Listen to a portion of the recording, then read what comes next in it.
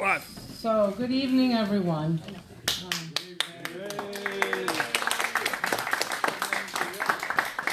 My name is Madeline Hoffman. I'm the chair of the New Jersey Peace Council and also a former candidate for U.S. Senate on the Green Party ticket. In 2000, and the U.S. Peace Council and others have been working on for a number of months now because the March 30th or the April 4th, March 30th to April 4th, it's going to be a week of actions against NATO. NATO every year celebrates another anniversary, and this year is the 70th anniversary of the NATO alliance, and this year they chose to hold their event in Washington, D.C., and the actual date that they're meeting is April 4th. Most of you probably, when I say April 4th, think of something very dramatic and very important that happened in this country. April 4th, 1967, Dr. Martin Luther King gave his Beyond Vietnam, Breaking the Silence, Why I Opposed the Vietnam War speech. And then exactly 1 year later, April 4th, 1968, Dr. King was assassinated. So the fact particularly timely event to hold. Since we started to plan the event, we started to hear January 23rd, Trump and company recognized Guaido as the legitimate president of Venezuela.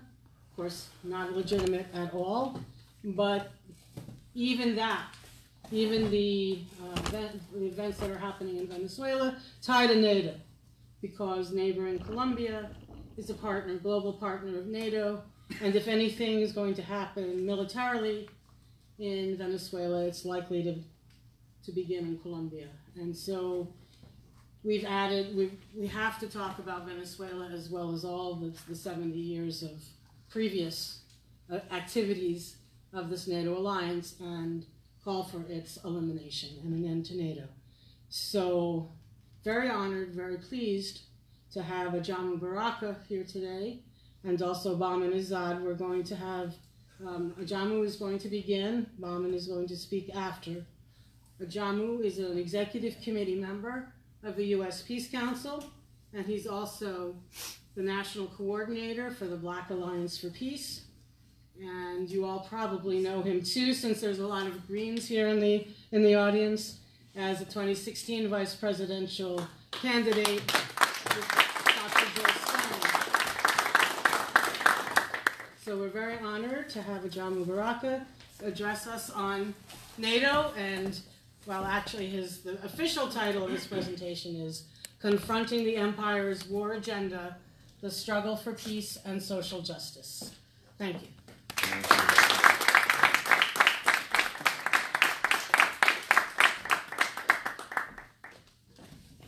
Thank you, Madeline, and thank all of you for coming out this evening.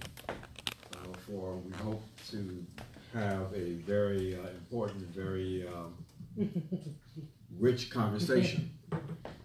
We are involved in a mini tour. The objective of this tour is to build support for the actions that are coming up in March. But the objective also is to not just mobilize opposition in these very important actions, but to suggest to the people of this country that we have to do more than just mobilization. That building effective and powerful organizations is a critical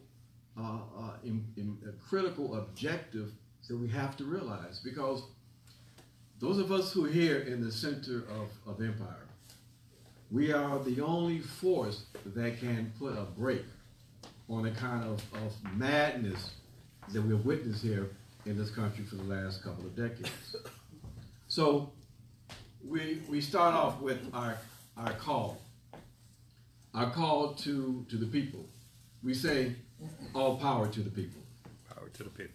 All power to the people. Power to the people. That has to be the objective.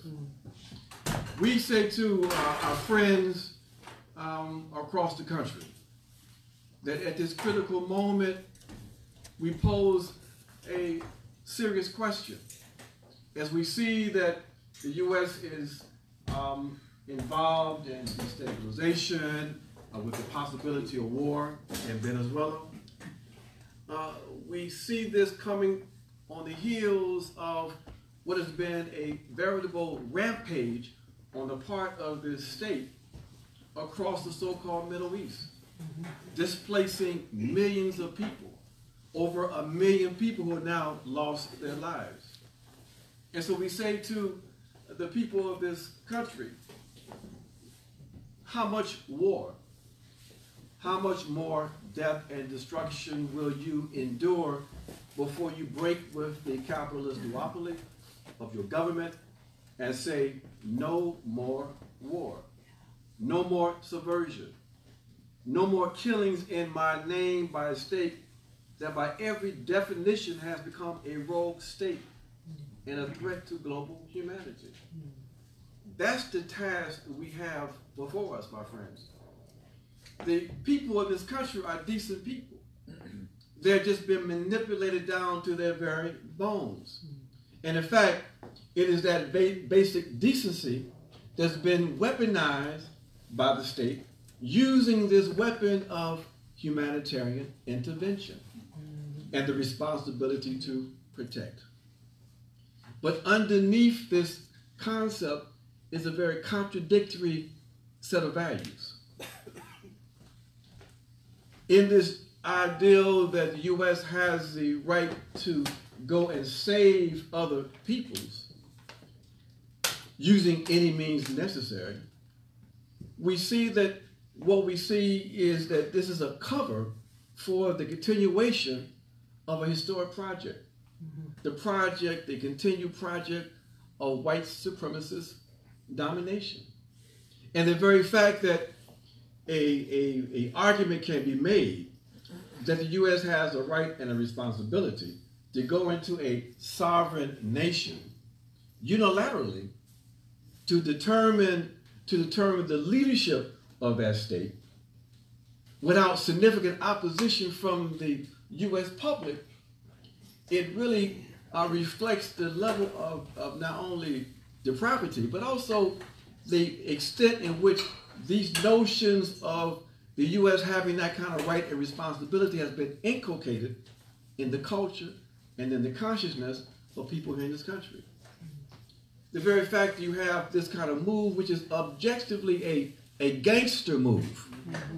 We might recall, and if you don't recall, you may have studied in history, how many people know about or remember or studied the Bay of Pigs, the invasion of Cuba by the U.S. Now, we remember that this was a covert operation, correct? No one knew about it.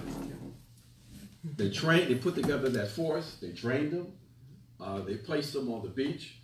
And in fact, when they met the resistance of the Cuban people, and they were calling for air support from the U.S. government, John Kennedy decided that that was too risky to provide direct air support because that would expose the fact that the U.S.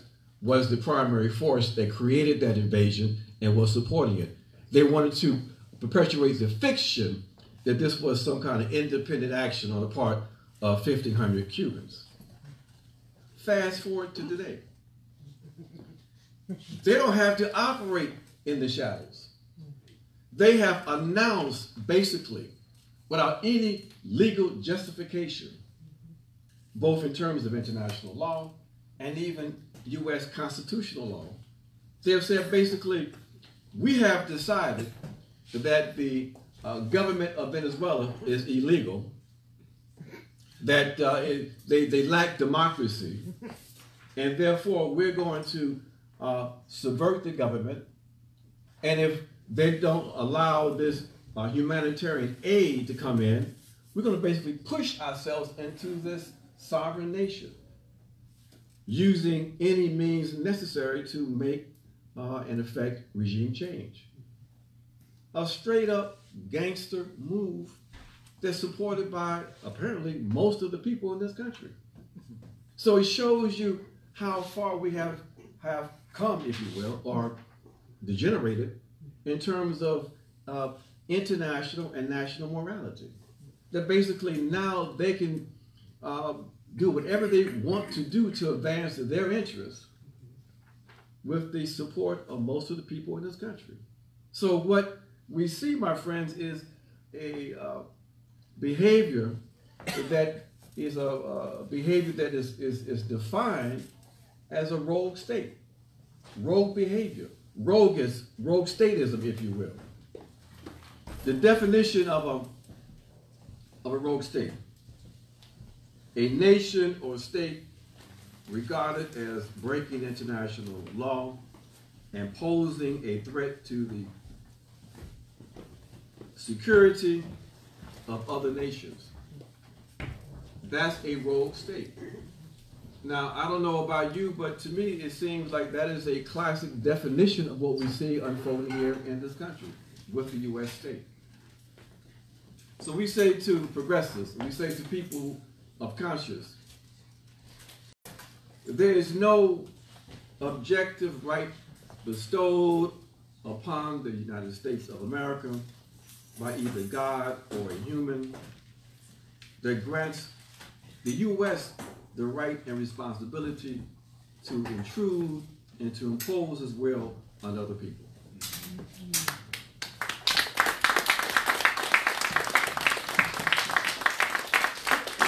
We must categorically reject this arrogant white supremacist assumption that the U.S. is itself a capitalist dictatorship, can presume it has the right to make these kinds of changes. A U.S. that has a so-called democratic process in which a candidate can outpace another candidate by 3 million votes and still lose. A democracy in which a major political party can engage in systematic vote suppression. A democracy in which a so-called constitutional right or constitutional protections against an oppressed national minority through named the Voting Rights Act can be eliminated with no opposition. A democracy in which they engage in systematic voter suppression, where people are sent to prison, and when they come out, they no longer have the right to participate in the so-called democracy. If the U.S. was concerned about democracy, the first place they should be looking at is here in this country.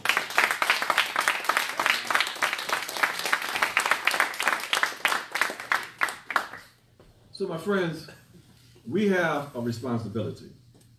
We have to build a movement. We have to shift power from these maniacs to the masses of the people. That is why we started to engage in the process of building this Black Alliance for Peace. The Black Alliance for Peace is an organization that's committed to peace, of course. What rational person would be opposed to peace? But we understand that there can be no peace without justice. Therefore, this alliance is a fighting formation. We understand that we're not going to have peace as long as power resides in the hands of these maniacs. And we're not just talking about the Trump administration. That's an easy target. We talk about the fact that Trump is no more than a symptom of a disease. That this oppressive system is based on the bipartisan collaboration of both of these capitalist racist parties. That both of these parties support the imperialist agenda. That's why there's no opposition to this gangster move on Venezuela. The Democrats criticize Donald Trump. They call them everything you can imagine. But when it comes to a move against Venezuela, or a concern about whether or not Trump might strike some kind of peace deal with North Korea, then basically, you know, either they will support Trump in Venezuela or they'll try to undermine him when it comes to a situation like North Korea. So he's a liar and a charlatan, but when it comes to him declaring that he has a concern about the humanity of people in Venezuela, then we're supposed to believe that. I mean, it's absolutely absurd. But yet you see that all of the corporate media, they're going along with that. They're basically pushing the notion that Trump is correct on Venezuela. And it's only a few people in the Congress, a few Democrats, that have spoken out on this situation in a very strong and clear way. But they are in the vast minority. So we've got to understand, if we are concerned with peace, if we are opposed to this kind of gangsterism that is motivated by imperialist objectives, the only force that can put a brake on this kind of activity is in fact the people. So we started building this Black Alliance for Peace. The Black Alliance for Peace is an organization that is against war, repression, and imperialism. We are opposed to war and imperialism externally, but also opposed to domestic repression here internally. We understand that there's a link between the gangsterism and warmongering externally and the war being waged against African people and oppressed people here in this country. We say that basically U.S. exceptionalism and Trump's Make America Great are two sides of the same white supremacist imperialist coin. That this is part of the same system, a system that's organized to degrade and dehumanize people in the U.S. and to degrade, dehumanize, and exploit people globally. We understand that this system and its rulers are prepared to fight to the last drop of your blood and mine in order to maintain their dominance, but we've got to fight them.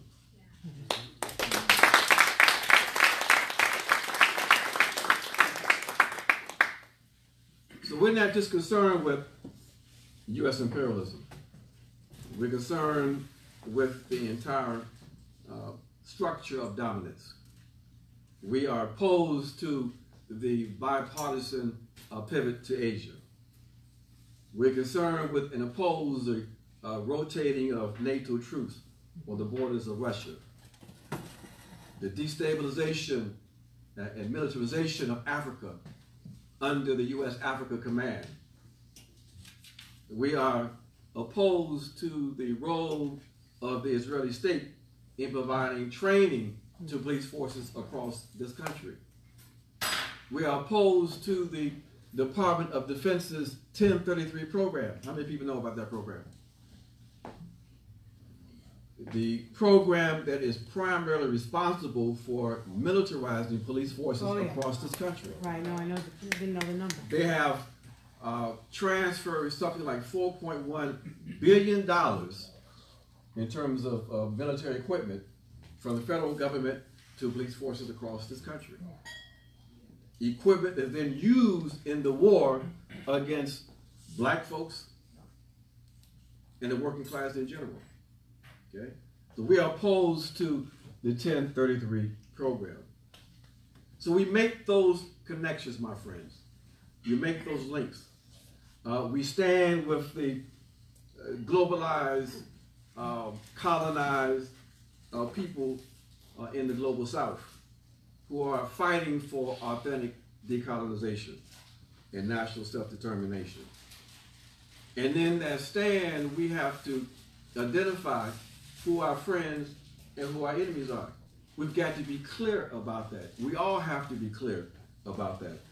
When we see the decision made by the European Parliament a few weeks ago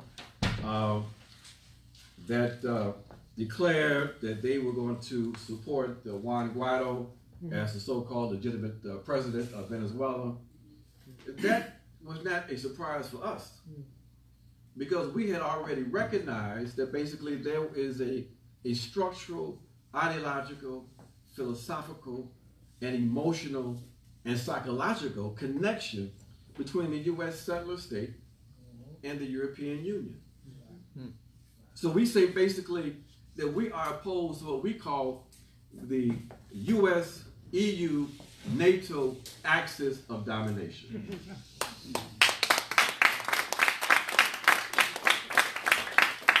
That is, my friends, the common enemy. That is the common enemy. And we've got to name the common enemy. So Venezuela is basically the latest example, the latest expression of this bipartisan unity to advance the interests of this axis of domination. This axis of domination is part of, it is the operationalization of the pan-European white supremacist colonial capitalist patriarchy that emerged beginning in 1492. So we're clear about these connections.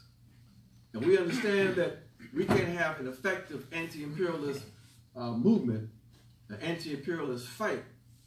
We can't talk about class consciousness and class unity without addressing these kinds of contradictions. There can be no class unity unless people are prepared to deal with the consequences and reality of white supremacy.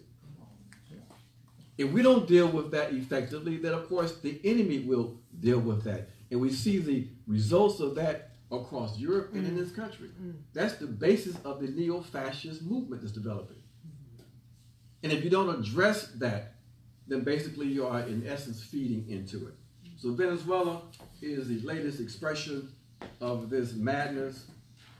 We mentioned the fact that we've seen what the U.S. has been involved in for the last 2 decades. We have to remind people in this country, and we remind people specifically among African people in this country, about what happens when you don't resist U.S. intervention in these various countries. We have to remind people that in Venezuela, objectively, about 52% of that population, if you use the racial categories that we have in this country, about 52% of that population will be classified as black. So we're talking about an attack on, in essence, a black nation.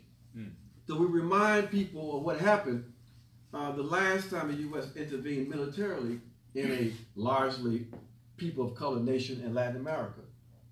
Does anybody remember what that nation was? The last time we had a direct military intervention here in Latin America? Panama. 1989. They went into effect of an arrest. The U.S. is going to go into another country and arrest the leader of that country in 1989. Okay? They made El Chorrillo a community 90% black, in essence a free fire zone, because there was some barracks of the Panamanian military in that community. And the result of that intervention resulted in 3,000 to 5,000 people dying, the majority of those people being black. We know that if the military goes into Venezuela, if they are successful in igniting a war in Venezuela, because the bulk of the support for the Bolivarian process are with black people and brown people, that it's going to be black people who will disproportionately die as a consequence of any war in Venezuela. But that's not our main concern. We're concerned about humanity in general. Well, we have to let people understand the racial component of this also. These are just objective realities we have to deal with. So we have to fight back, my friends. We have to build this movement. We've got to find the basis of unity across the various struggles. There are things that are being organized right now to assist us in this fight back. The immediate mobilization is taking place March 16th in Washington. Many of you may have heard about that. This is a national mobilization to oppose the intervention. We have a bus.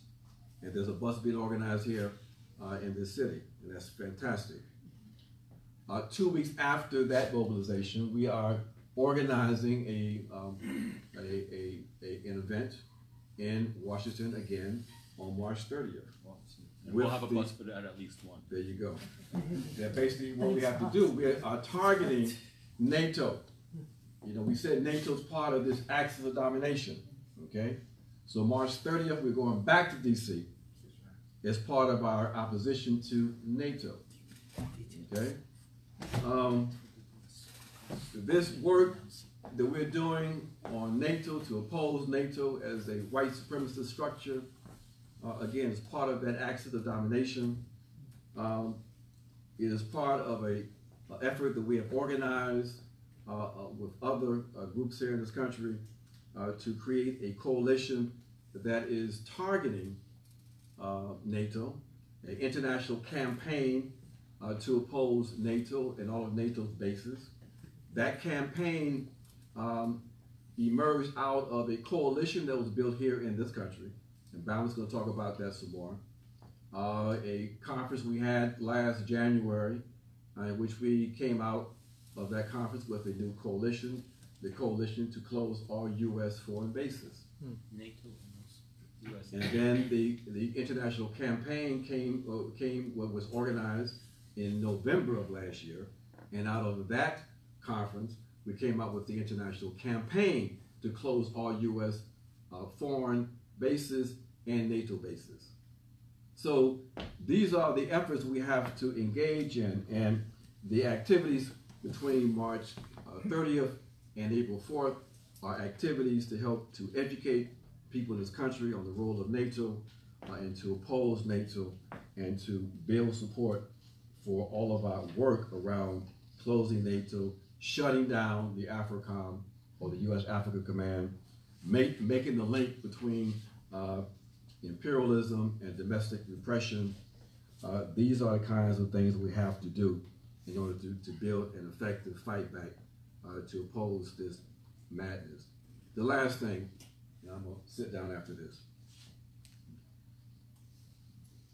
Whatever one's opinions may be about related to the electoral process, we think in the Black Alliance for Peace is that if we're going to defeat those triplets of racism and materialism and militarism,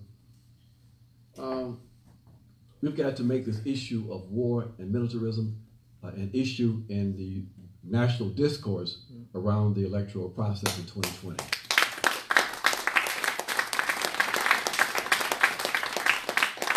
So we say that we have some proposals that if a candidate or if a representative wants to continue in office, then we suggest some positions that they must take in order to win the support of the population, in order to win our votes.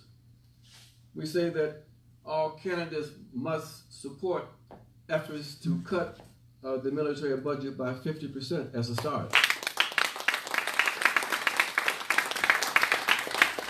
Use those resources to fully fund social programs that address issues of education and housing, to develop green jobs and health care to people in this country. We say that these candidates must commit to passing resolutions at every level of government to bring the U.S. in alignment with international law and the United Nations Charter.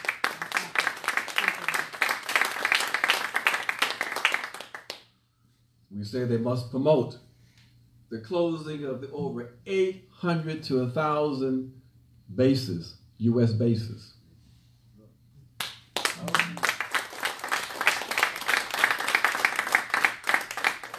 They must call for and work to close the U.S.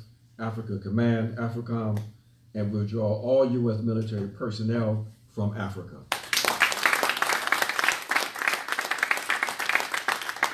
They must commit to ending the militarization of police forces through the Department of Defense 1033 program.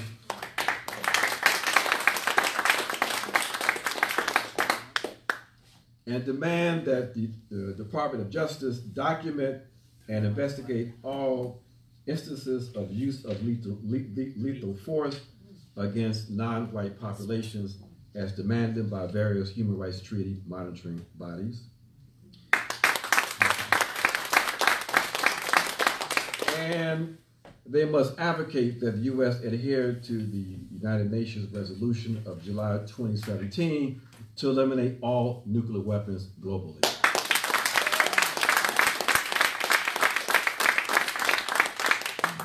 So my friends, this is what we have to do. We have to build a powerful movement, but understanding the limitations and the challenges we have before us to do that. But we are up to the task. You know, we cannot determine the kinds of conditions that we are born into, that we face as human beings, but we can determine how we respond to those conditions. And for many of us, and for most of you in this room, we have decided that we're going to struggle. We're going to fight. We're going to oppose injustice. So my friends, let's take up that responsibility. Let's go to the public. Let's educate the people on these kinds of situations with Venezuela, with NATO. Let's help the people understand that they, in fact, have the power to make change. That the enemy will try to make us think that we don't have the power, that there is no alternative. But we have a responsibility to envision something beyond this, to be committed to building a world that transcends this kind of madness. So my friends,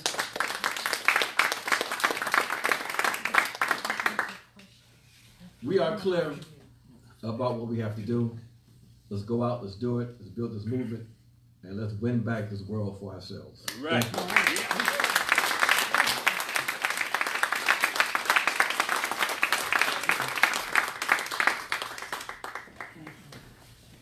We're going to invite the audience to ask questions when all the speaking is done. We only have 2 speakers, so it won't be another hour or 2 before questions. But if you have the questions, jot them down so you don't forget. And you know, we were talking about this a little bit before. There's another war on the horizon that most people are not talking about, and that's India-Pakistan.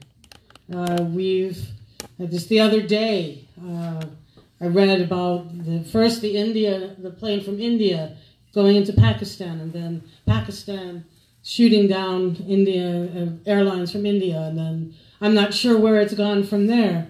But this is all while we're talking about Venezuela, Korea, Iran, Israel, and Palestine. You know, all of our attention is rightfully focused on these areas of the world. But at the same time, this is happening.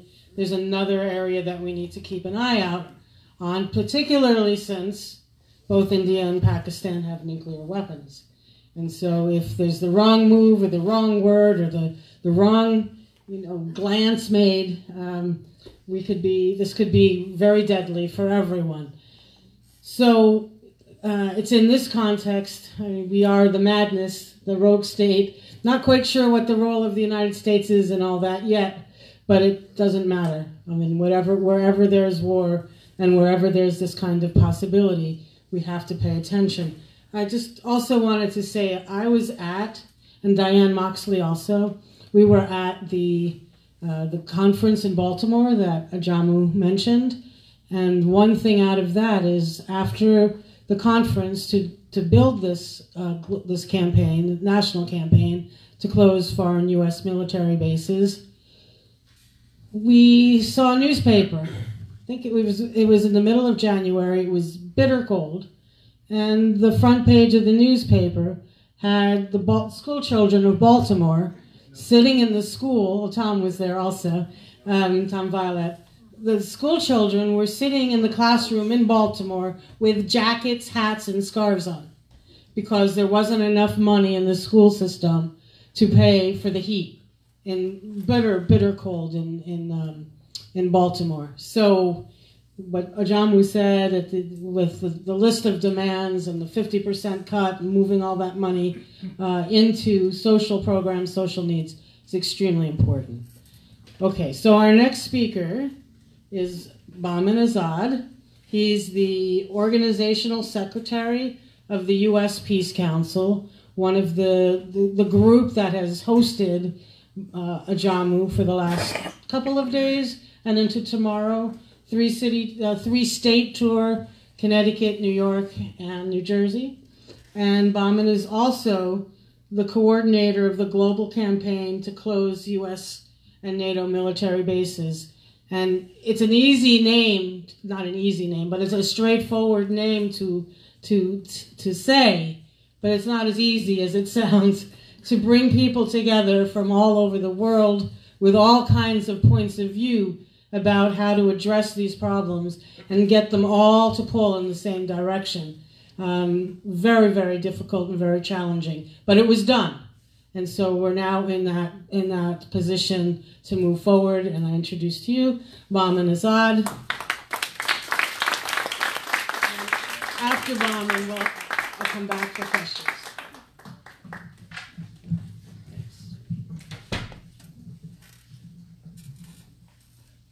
Greetings, everyone. It's nice to be here with you. Thank you for coming. I want to add some dimensions to what Ajamu said regarding the need for organizing and working together. The blatant violations that the United States is committing everywhere around the world is not the result of its strength. Usually, such powers become, when they act this way, when they are more desperate. A secure system of domination doesn't need these kinds of actions. So we know that the system is deteriorating, right? What we need to do is to build a movement to make sure it happens.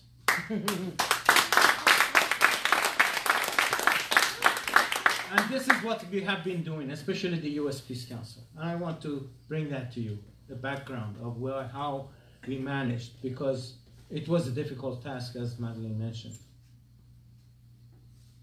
One thing we should remember, a minority, oppressive minority, organized, can always rule over a majority unorganized. And this is the situation we're dealing with. And that shows the path to solving the problem we're facing. And Ajamu emphasized that and mentioned that, and I think I'm building on top of that. Well, our peace movement, I think there's a lot of sincere effort happening all over the place in the United States. A lot of dedication. One problem, we are acting as separate contingents. We are not a unified force. And that is our weakness. A lot of our energies are lost in the middle of this separation. And this has been the motto of U.S. Peace Council from the beginning. And I want to mention additional dimensions to it, just to set the stage for what I'm trying to say. And that is the U.S. Peace Council that we're working on. U.S. Peace Council has certain features that a few other organizations have in the United States. And I want to mention that. I've reduced it to 3, at least. First, it's one of the few anti-imperialist peace organizations in the United States. There is a difference between fighting against injustice, but not knowing who the enemy is, and knowing where it's coming from, and focusing on where to attack, what element, what force. Understanding imperialism is key to the success of the peace movement. That's one element. The second element is that the U.S. Peace Council is a part of a global movement. U.S. Peace Council is a member of the World Peace Council, which has an observer status in the United Nations, and I'll be representing them in the UN. They were formed, the World Peace Council was formed after World War II to stop any possibility of another war like that, maintaining peace, and fighting nuclear weapons, the developments that had happened. We are part of a network of close to 100 national peace organizations from different parts of the world. And we are acting as a unified international force. That is very important because if you know, I'm sure you know, imperialist forces work in unison. They are well organized. They are working together. EU, NATO, United States, right? Act as one, everywhere. But we are not. So we need a global peace movement that is unified. That's why U.S. Peace Council is part of this global network. I would say none of the other organizations, peace organizations in the United States, are linked internationally that way.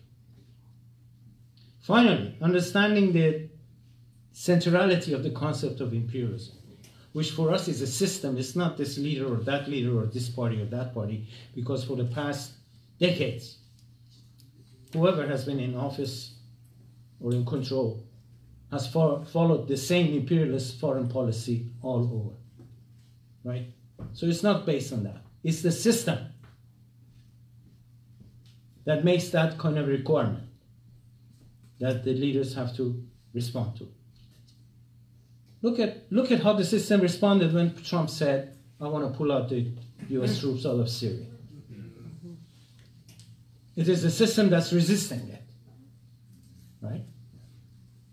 Knowing all that, knowing the need for unity, U.S. Peace Council has always operated on the principle that the unity of all forces is a precondition for the success. None of us can do it alone. No single organization or group of organization, neither just left or center, can do it. We have to bring forces together. And this has been the agenda for us ever since it was formed and the U.S. Peace Council was formed. Now, it is based on that principle, these principles, that when this U.S., the process that we are in right now, when the U.S. attacked Syria and started to impose a regime change, we tried to approach other forces in the peace movement. Let us work together, unite, and fight against this intervention. But you know what kind of response? Of course, there were forces like Black Alliance, like elements of Black Alliance at the time. It didn't exist, I suppose, right? Ajamu himself. Other forces that work closely with us, Veterans for Peace, they joined us. But the rest of the peace movement, the center forces, what we call them, refused. And you know what their excuse was? Both sides are bad. Assad is bad, US is bad, we don't want to take sides. So silence was the result, right? But what they missed was a pattern that has been happening throughout. Look at previous wars. Anyone that becomes a target in a country that becomes a target, first of all, as Ajamu previously mentioned in other meetings, they shrink the whole country into one leader, right? As if it's just one person, right? Then start to demonize, right? Evil, bad, dictator, right? Then combine it with sanctions to weaken the country, right? And once the condition is ripe, they move in. This has been repeatedly happening before our eyes. and we're still silent about the new one that comes up. That's what happened with regard to Syria. So we decided we have to do something serious. We organized a peace delegation to Syria. It was the first time U.S. sending, from the U.S. a delegation was going there. Our delegation went neither. Madeline was part of it.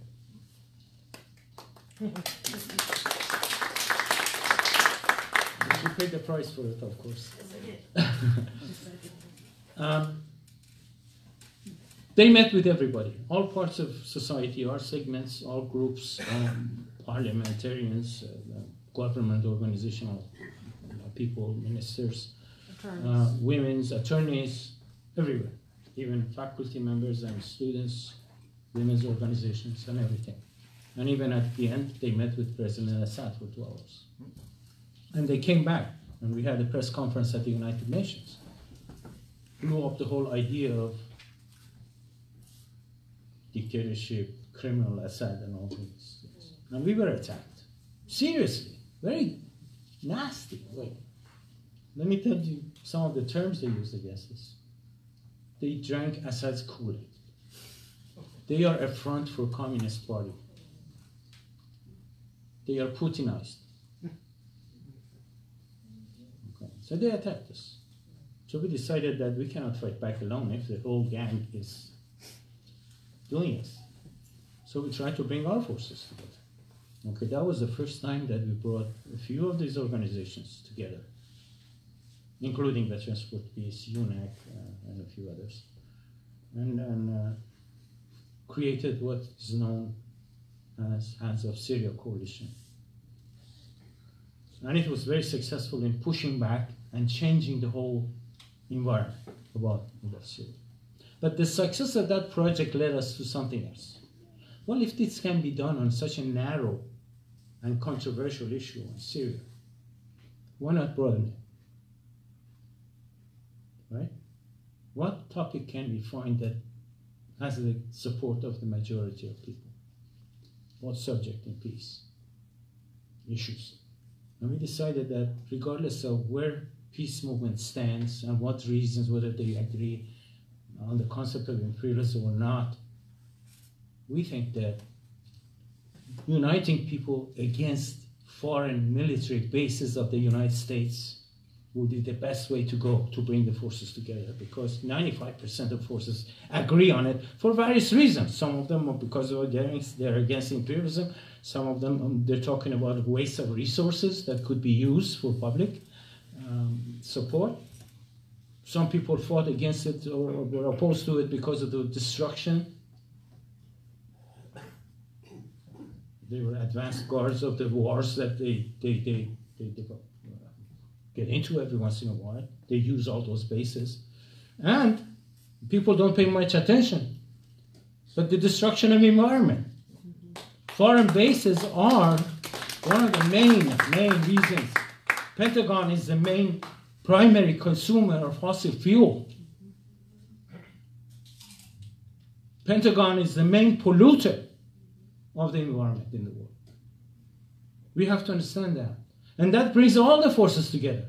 Environmentalists, social justice people, right? Peace people. And that's how it started. And we managed to bring people from both sides of the divide within the peace movement together in that. And the success was the conference that came out of that in January of 2018.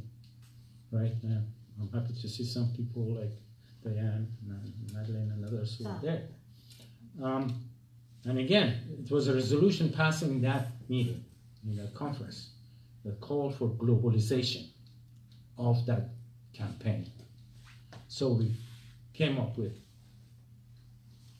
a global campaign concept, and we worked on it, and it took a long time, and I explained to you what the difficulties are.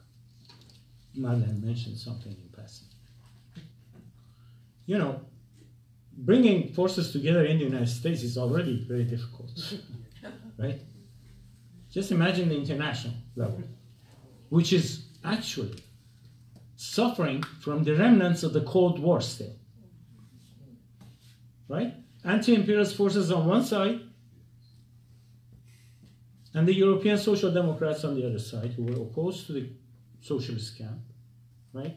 And peace forces belonging to this side were never willing to work with the other side, and vice versa. No trust. There was an ideological divide, right? And we had to bring these forces together.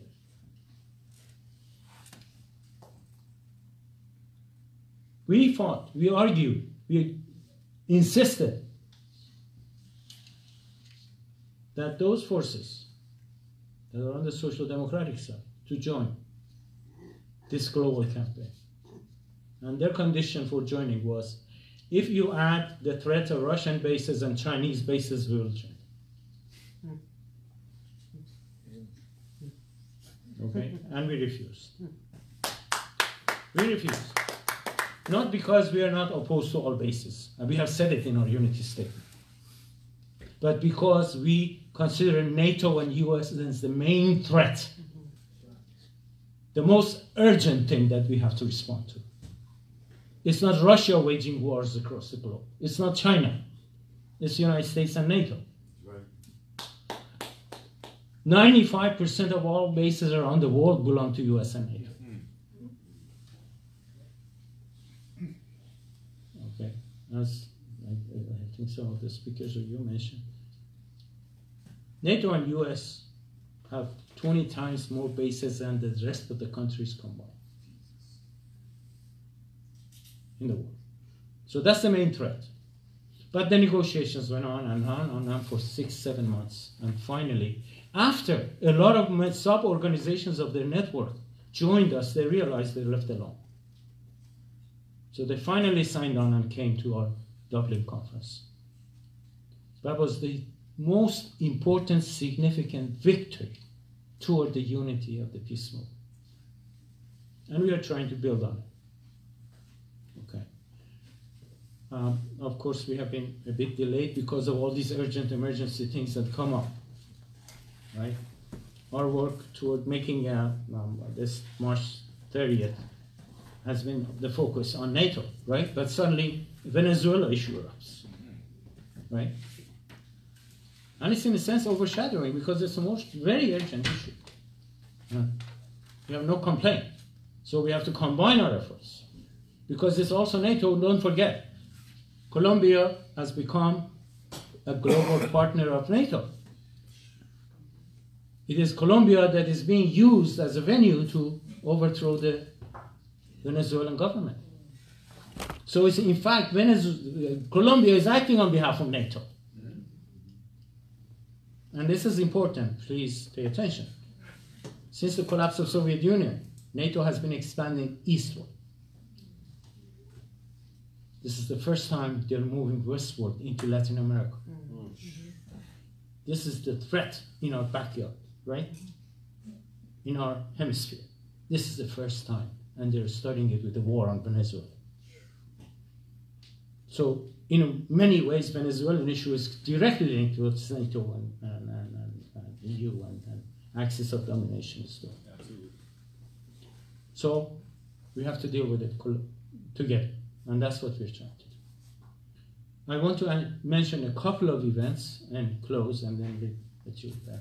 One, World Peace Council is having its own anti-NATO conference on 31st of March in Washington, D.C. They usually have that. Every time NATO has a meeting, they have their own counter meeting. So we are organizing that conference. We have delegates possibly, we know for sure, coming from Argentina and other places, from Nepal possibly. They are looking for visas if they allow them to come in. We have a lot of good speakers, including Ajay Mubaraka.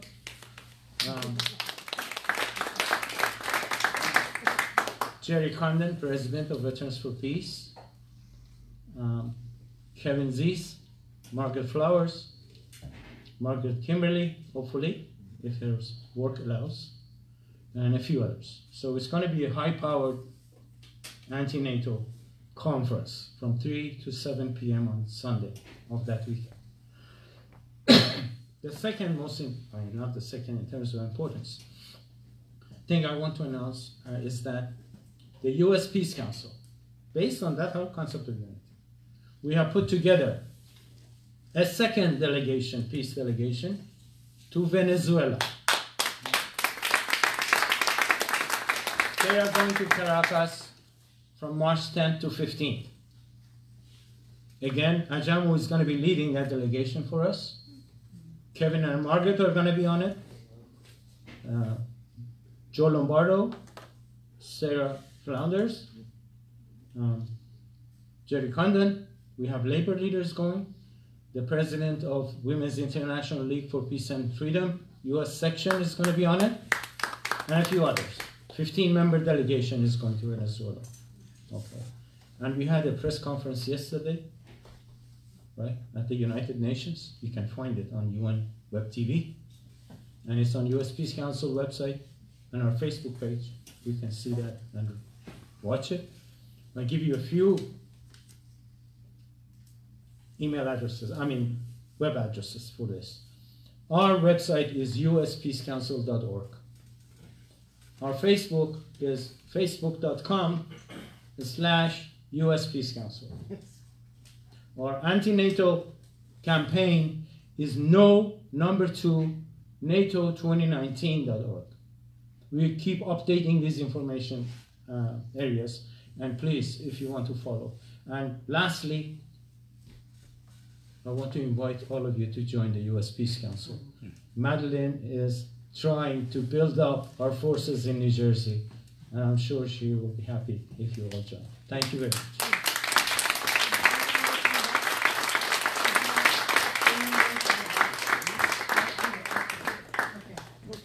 So before we go into question and answer, I thought that Bauman was going to mention it, so I don't have all the details, but I know that we have 2 buses that we're organizing. Bob, raise your hand. Bob Witanek has already put money down for the bus going on March 16th and needs people to buy seats, either for themselves or other people who want to go to the action for U.S. hands off of Venezuela on the 16th. So if you want more information, you can talk to him before you leave. The phone numbers are on a banner. The phone number is right, 908-881-5275. He also put down, or will, if we agree to it, not as a general body, but if we talk, some of us talk about it later, put money down for March 30th. Because we've been talking about taking a bus down on the 30th to the anti-NATO event, and he's already volunteered to help us get started on that. So I would talk to him about both. Yes. Talk to me. Also, if you're going to go on the 30th, talk to me. And we can, if we can't fill the bus, we'll take vans, but let's try to fill one bus. No, we're filling the bus. We're filling the bus. He's the positive voice on the, if we can, if we can. If I could just add, aside from the suggested for the 16th is 50, discounted 40, but I want to make very clear, we've been getting very substantial contributions from folks who aren't going to be on the bus. So pretty much it's a sliding scale all the way down to almost 0. If you got the day and you don't have the bread, you can still get on the bus. That's what I'm trying to tell it out. Yeah, and if you can't get on the bus, but you have money to contribute because you want to see it succeed, you can also just donate to the seats on the bus. And that'll be for both buses. Both buses. Yes. It's pretty hard. You know, the world has thrown us so much that we have 2 marches on Washington, D.C. in 2 weeks. So we got to get busy to organize the kind of movement that both Ajamu and Bauman were talking about. 16th is the warm-up, 30th will be the climax. Well, they're all important for different reasons. Okay, so I wanted to open this up for questions. Okay, there's a microphone here for you to ask your questions, so that can be recorded. We've been live streaming, in case you didn't realize it. I don't know, Fred, are you live streaming or recording? Okay, so we have one just straight recording and one live stream. So I guess if you have a question, come up to the front and grab the mic. Brian will give you the mic, and you can address any one of the three of us. I guess this is primarily to Jean-Luc. If you could perhaps talk a little bit about Haiti and how that factors into what's happening in Venezuela. Thank you, Tom. Now, we have I urge you to take our statement. We have a statement where we make the connection between Haiti and Venezuela. I'm not going to go into the long history of that connection, but very briefly, people need to know that without Haiti and the Haitian Revolution, there probably would not be a Venezuela today. That the revolutionary process led by Simon Bolivar was given material support by the Haitian state once it won its independence. So there's a long historical connection between those two states. In the contemporary period, that connection is still there. That basically the Venezuelan state provided substantial support to Haiti, especially during the period where petroleum was going for like over $100 a barrel. Venezuela provided support to Haiti and a number of other states to get them through that very tough period. Haiti and Venezuela are key to the anti-colonial process here in the so-called Americas. Haiti, with its history, its size in the Caribbean, and of course Venezuela being the tip of the spear for the revolutionary process here down in Latin America, in South America. So it is quite interesting that as the focus is on Venezuela and the people of Venezuela are resisting, at the same time we see that there's a resistant movement in Haiti to the extent that basically there's a real possibility that the Haitian people may be able to get rid of its U.S. imposed president in that country. So this is all connected to the kinds of fundamental changes taking place here as a consequence of the overreach of the U.S. state and the fact that people are understanding that they have the power to transform themselves and to transform their conditions. And that's what we're seeing in Haiti. That's what we're seeing in Venezuela with resistance to U.S. imperialism. And those are the movements that we have to support on this side. Next question. Roger? So this question is to anyone who wants to answer it, or for all of you. There's some amongst us, maybe not in the room, but that work with us, various coalitions that maybe are opposed to U.S. militarism, but are not sold on dismantling the NATO alliance. I'm wondering if you could talk directly to that, because maybe, a lot of us growing up in the U.S. school system, after we're in college, it's kind of drilled into us the deterrence logic of NATO, that NATO exists to prevent war with Russia, right? So I'm wondering if you could talk directly to that and how the relationship between U.S. militarism and NATO and what the impact of dismantling the NATO alliance would be. Before our speakers answer that, if you have to leave or even if you don't, please make sure you sign up. We have your name on a sign-up sheet, and there at the front. And then I have another announcement, but I'll wait until after this question is answered. Who's first?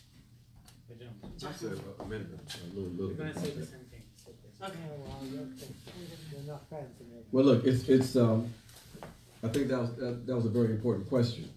That is the kind of propaganda that we are exposed to in this country. But we have to ask the question to the public: Do you understand the original mission of NATO? And even if you understand the mission to be a mission that was supposed to be in opposition to the supposed military expansion objectives of the Soviet Union, why do we still have a NATO when the Soviet Union has disappeared? Right.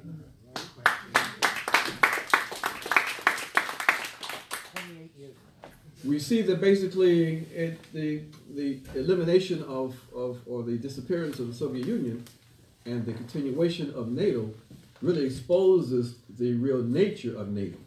NATO is a structure of Western dominance, a structure that we define as part of the global structures of white power, white supremacy. And we've seen that it's been used in that way as an instrument to safeguard and to expand U.S. and European domination. The attack that took place on the African continent, destroying the most prosperous nation on the African continent, Libya, was a U.S. and NATO operation. What does NATO have to do? It's supposed to be defending Europe in Africa. Well, because it's the tip of the spear for U.S. and European imperialism. So dismantling that structure is a primary objective of anybody who is committed to ridding the world of these kinds of militaristic organizations. That if you really believe in the possibility of peace, then we have to delegitimize these kinds of structures. And we know it's a very difficult task because, you know, part of the confusion in this country related to the role of Donald Trump is that anything that Donald Trump may be opposed to, then the Democrats and liberals and radicals who really are liberals will then side with. So if Donald Trump is raising questions about NATO, then the Democrats will say, well, we support NATO. In fact, we're going to pass legislation to make it impossible for the U.S. to withdraw from NATO. So part of what we have to do as we prepare for March 30th is to, in fact, educate the public. Not just for March 30th, because we won't be able to successfully do that before March 30th, but after March 30th, to expose the true nature of this structure and to suggest to people who are committed to peace, who understand the importance of taking a position against imperialism, that we've got to oppose NATO.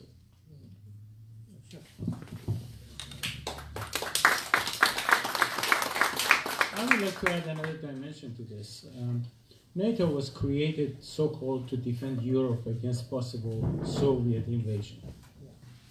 Right? NATO, Soviet Union doesn't exist anymore. Russia is a capitalist society like the United States. Right? They're just competing with each other. They're not enemies. So the threat is not there. But NATO is still there. Not only that, but it has grown, expanded. For what? They're redefining their mission now, creating a new one for themselves to survive. But I want to add one dimension to it. The boss of NATO is the United States. Right? These others are just tentacles of the octopus. But there are conditions. If you want to join NATO, you have to spend a certain amount of your GDP on military and on weapons. Right? So, I don't think Colombia, as a partner of NATO, can push for a war that the United States doesn't want, right? To follow its own. They are all listening to where U.S. wants to fight. But they have to pay for the war that the U.S. wants to fight. Right? So they are taking away the resources from their own people. It's become a source of exploitation of the populations. And where does that money go to? U.S. armed manufacturers. Right? It's another extortion. Why should they exist? That's the question. People don't know this. People of Europe know very well about this. But in the United States, in the belly of the beast people don't know, because that's exactly it. The secret that must be kept.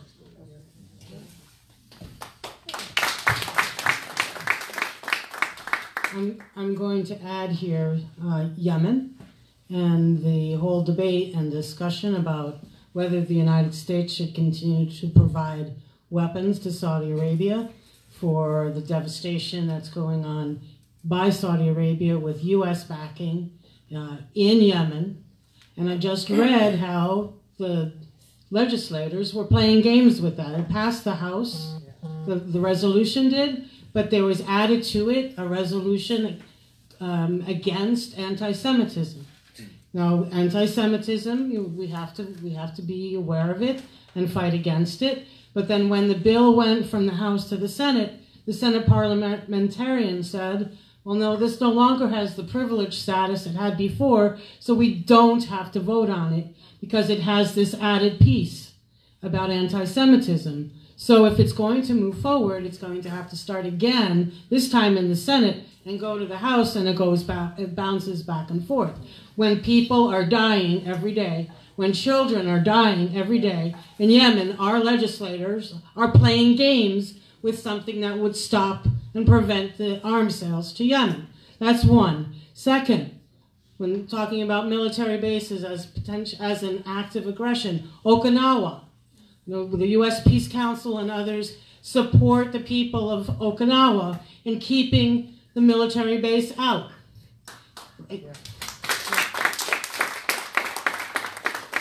The people of Okinawa just voted overwhelmingly to keep it out. Did the United States pay any attention to it? No. So where is this democracy that we claim to be exporting around the world? It doesn't exist. And it doesn't really exist here at home either. So I do also want to just, can't ask people to speak, but I wanted to acknowledge, let's see if I get this right, the new African Black Panther Party is in the room.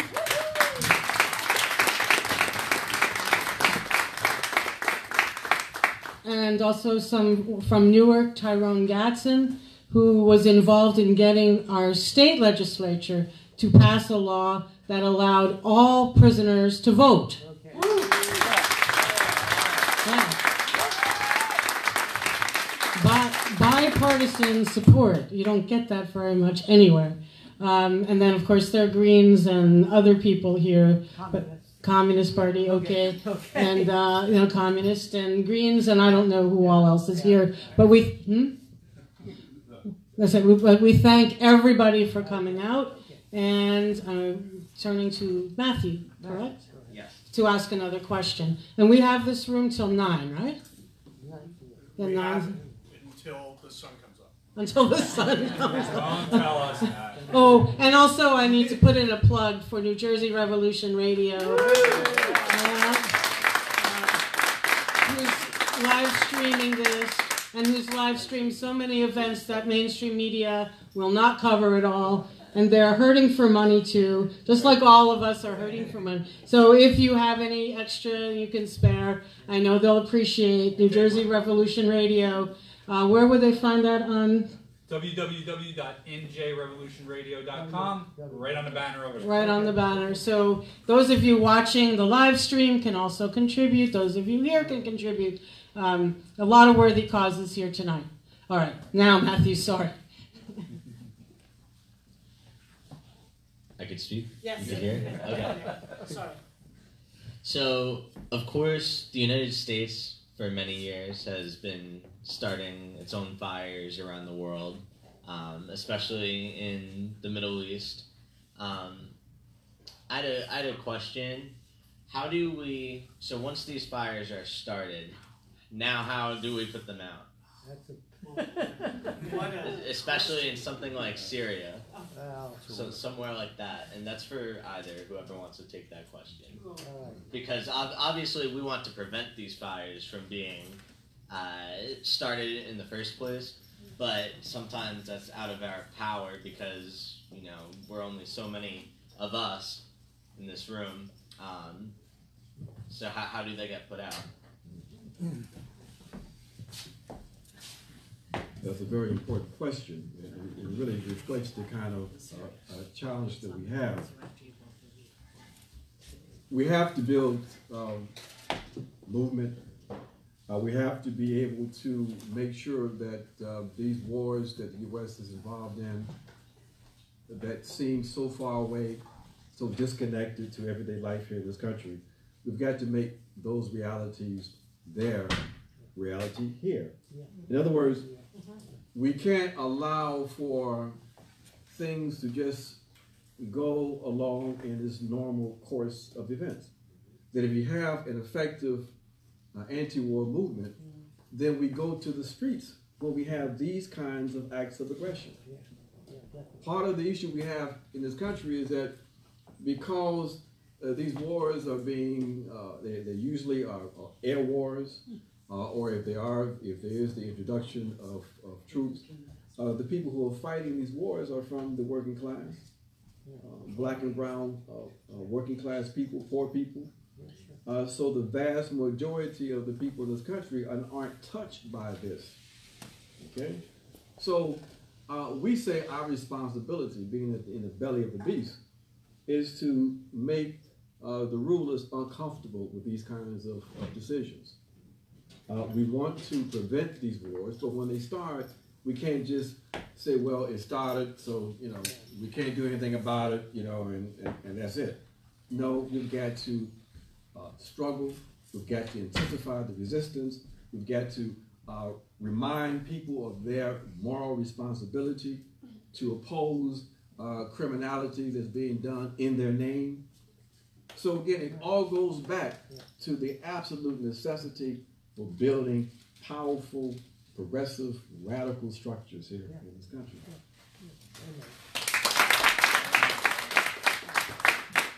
It's funny, Matthew, that you should use the word fire, and you should also say fire in Syria, and then should also talk about stopping it from spreading, because one of the people we met with on our delegation was the Grand Mufti of Islam in Syria, and he said to us, he said, a fire was started here in Syria, and if it's not put out in Syria, it can spread throughout the world. Now, he didn't mean by the fire, he's talking about outside terror organizations, mercenary groups that came into Syria and started to take advantage of the Arab Spring, or whatever you want to call it.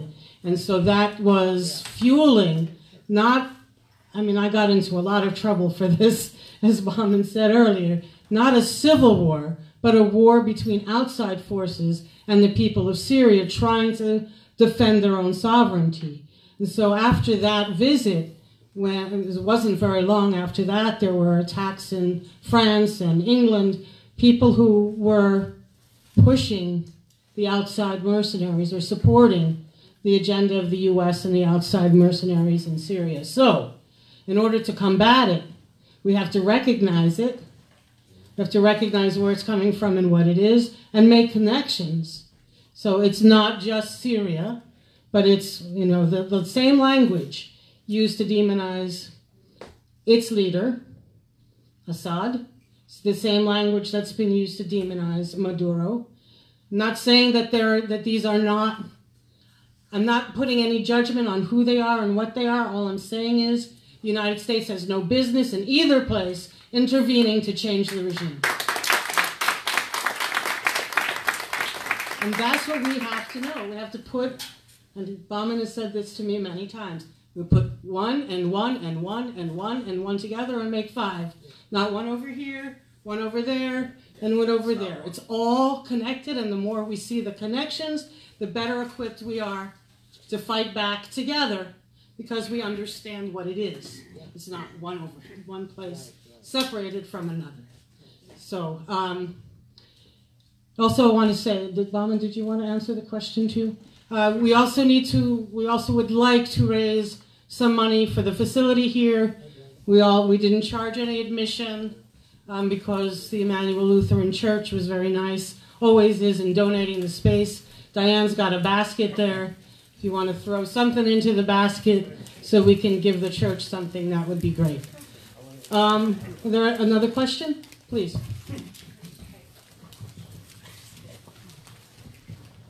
putting it all together, please address the idea of an electoral component to that work.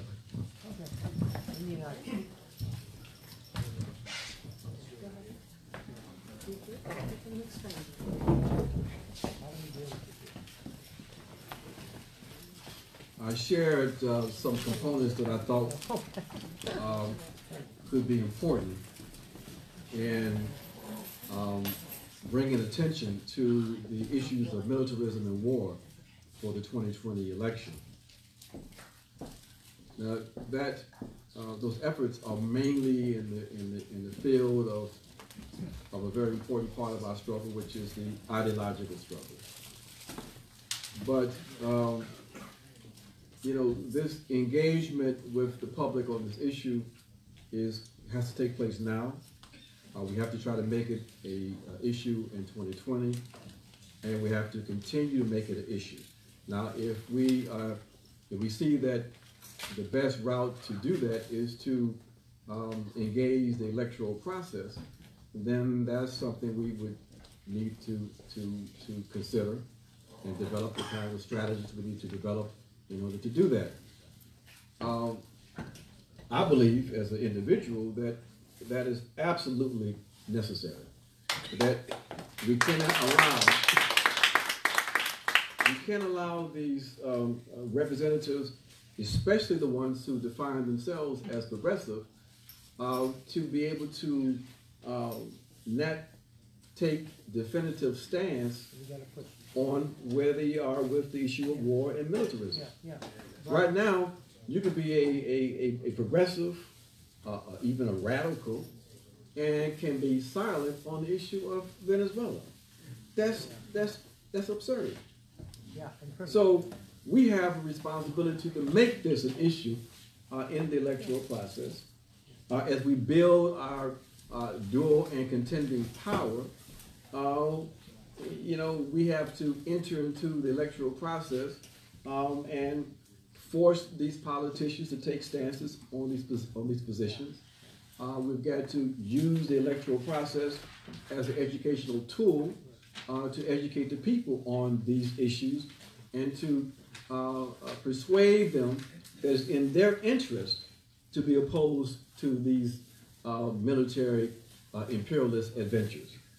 So this issue of war and militarism strategically has to be looked at in terms of the electoral arena, but the bottom line message has to be to the American people is that war and militarism is a class component, that it is a class issue, and that the people who are fighting and the people who we end up fighting against are usually working class and poor people in other countries.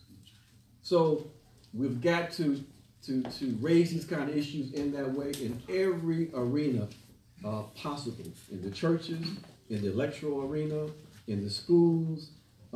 That's the only way that we can engage in effective education and resulting in building more powerful organizations. I keep on going back to that theme, my friends, because that's what we have to do. If we don't have effective organizations, we can't do anything. Right.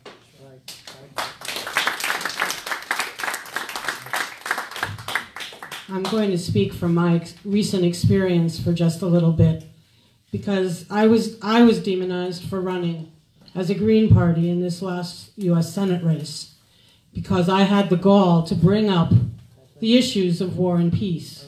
And people would tell me, oh, I don't want to talk about war and peace. That's a distraction. I said, a distraction? No, it's the key. It's the central issue, because as we've heard tonight, and as you already know, war costs money. More than 50% of the taxes we pay, the discretionary, the decisions made by U.S. Congress about how to spend it, goes to war and peace. So if you're not fighting against war or opposing war, then you're basically saying, as so many have said more eloquently than I, you're robbing communities of the money they need for infrastructure, for schools, for healthcare, and all of the rest. Not only did people say that War and Peace was a distraction, colleagues of mine said the only ethical choice to make in this election is to vote for Senator Menendez. The only, or the most ethical choice. I don't remember. The only ethical choice, because if a person didn't vote for Senator Menendez, then the possibility would be to have Bob Hugin as our senator. Now, immediately after the elections, if you've been following Senator Menendez, you see he's adamantly in favor of the coup and the regime change in Venezuela. He's still in favor of, he backs Israel 3,000% and has no words of support for Palestinians. And somebody said this over dinner, it's true. He's been emboldened to do these things because 6 years from now, he knows no matter how warlike and warmongering he is, if he wants to run again, the Democrats will back him.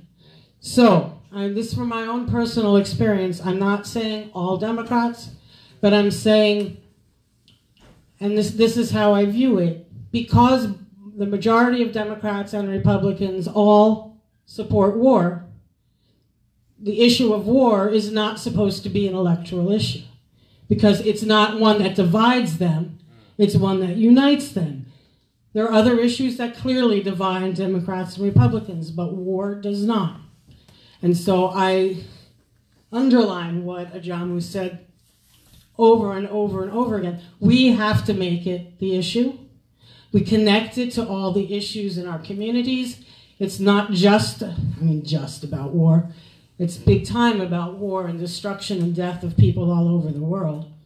But it's also about our own communities, our own health as a nation, and what we need to do here at home. And if we don't talk about it, then we have a lot to answer for. Thank you.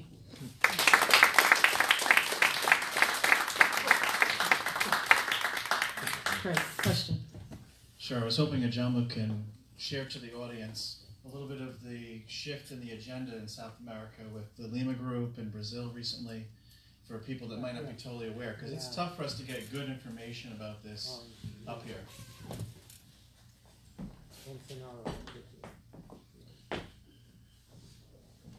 The rulers in the U.S. have been quite active recently in organizing effective opposition to Venezuela and the progressive, or what we may call revolutionary process in Latin America.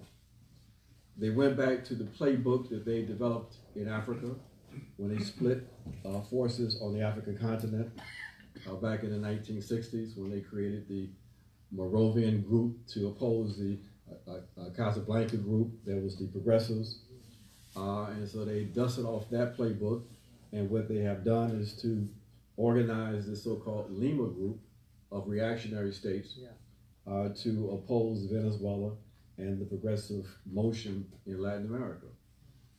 Using the Lima grouping, they're the ones that tried to suggest that the elections in Venezuela were illegitimate. They recognize Juan Guaido as the so-called president. They are the ones that seem to be in support of military intervention into Venezuela. Now, the reason that the U.S. And these reactionary states are so focused on Venezuela is because of the fact that there was this tremendous motion toward radical transformation in Latin America, spearheaded by the Bolivarian process. The enemy understood that if you undermine Venezuela, then you can reverse that process completely. And we were desperately trying to get people to understand why the U.S. was preoccupied in the Middle East, that they were going to pivot back toward Latin America. And we saw that happen beginning around 2013. by 2015, the Obama administration declared that Venezuela was a threat to national security. Why? No one can really explain why. In rational terms, we knew that politically what that meant was that they wanted to undermine the process in Latin America. So they have been quite effective once they began to refocus on Latin America and putting a real brake on the progressive motion in the region. Ecuador is now moving to the right. Bolivia is more and more isolated because of what's happening with Venezuela. Haiti is in uprising, but they are almost by themselves, and they are focusing and get ready to increase the focus on Cuba and Nicaragua. So this is part of a broad reactionary program in Latin America, and that's why, again, we're going back to what we have to do. We've got to remind people in North America that they are part of the Americas.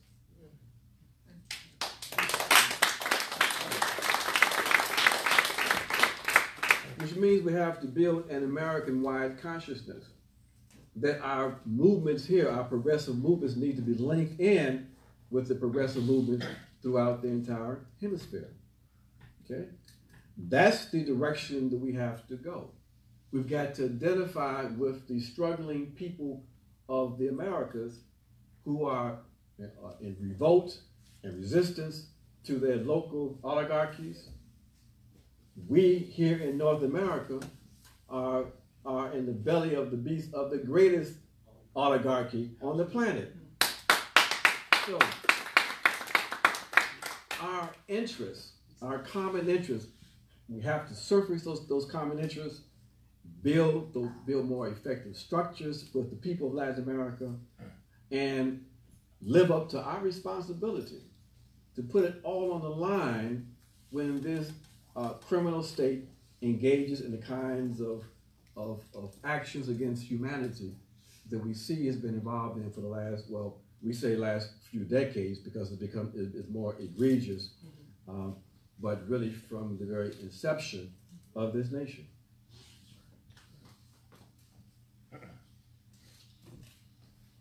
Also wanted to mention that I know I talked about Senator Menendez, but we shouldn't let Senator Booker off the hook. We kicked his butt. What's it? We kicked his butt and knew it. Right. We people are also trying to get Senator Booker to make a statement on Venezuela, and he has not done so, which means he's complicit. To this point, if you don't say anything, you're complicit. Exactly. And so we do have an online petition, NewJerseyPeaceCouncil.org. If you go to that website. That's what I said. Oh no, I said New Jersey. NJPeaceCouncil.org. There's an online petition that is against the U.S. intervention in Venezuela. And if you sign it, a copy, each one of the New Jersey delegation receives notification that you signed it. So you sign it, everybody gets one.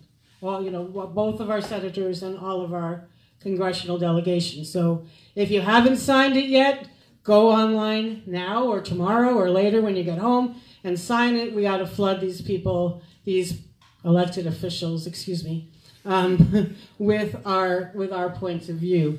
So that's one thing I failed to mention, and we'll see where Senator Booker comes down on this, but it doesn't look good.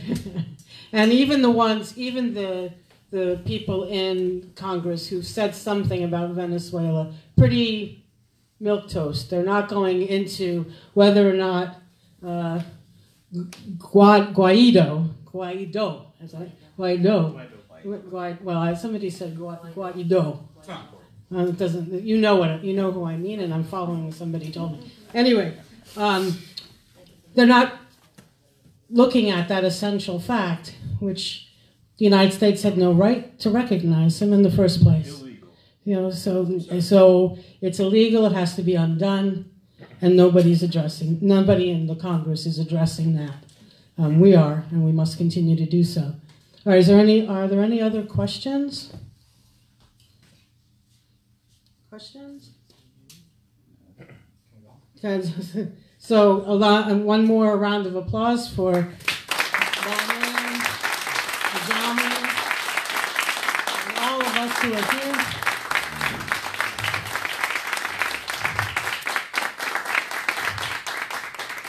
And let's go and carry the words forward. I'd like to invite if folks want to take a picture with the banner before they go. Oh, it's a good idea. Put it on social media everywhere.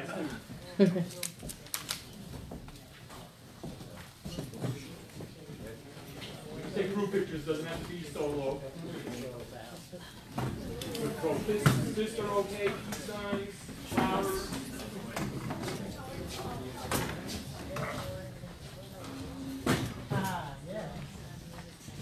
Everyone take pics too. Squeeze in, yeah. Squeeze, show unity, squeeze in, hug each other. Oh, peace sign, I can't wait. It was hidden behind How many your back. activists can we get under that banner? There you go. There's a lot more people here than that. Thank you. No more coming. There we go. I'm just keeping. I'm taking like about 100 so far. Taller in the back. Just taller in the back. I am going to go in the front. Come see what you did there. Okay. Now, don't sue me if I miss anyone. Oh, no. We understand you. Yoga. All right, Fred. This is awesome. I got a bunch. All right, good enough. All right. Yeah. You didn't get in there? No. Oh, okay. Thank you, Steve. You're taking pictures. Money for the